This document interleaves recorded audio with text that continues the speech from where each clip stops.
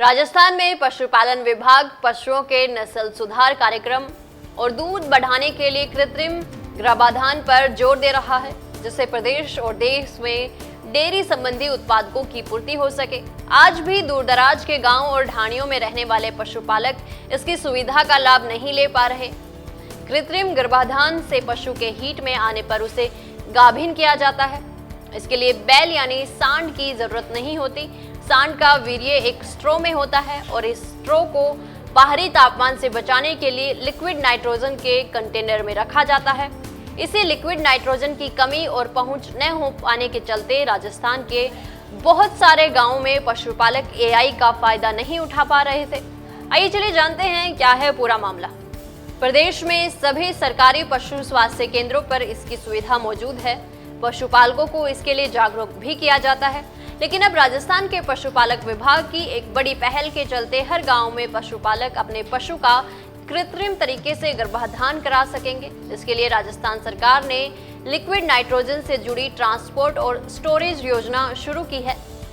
इसके लिए जरूरी है कि पशुओं के सीमेन की क्वालिटी बनाए रखने के साथ ही मानकों के मुताबिक उसका स्टोरेज किया जाए।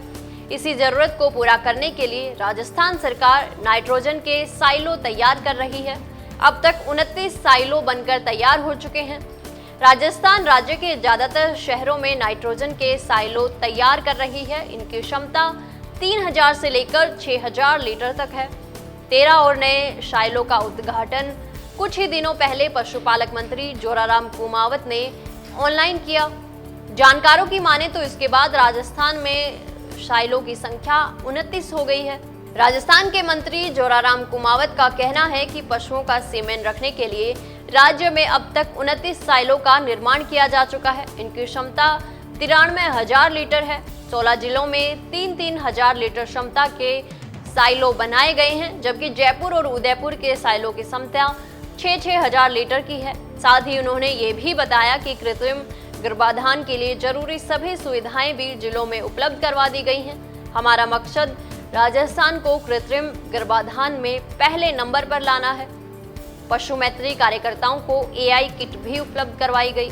अब देखना यह होगा कि भजनलाल सरकार प्रदेश में पशुपालकों को कृत्रिम गर्भाधान सुविधा पहुंचाने के लिए क्या कदम उठाती है। ऐसे ही और वीडियोस देखने के लिए सब्सक्राइब करें मॉर्निंग न्यूज इंडिया को और जुड़े रहिए हमारे साथ।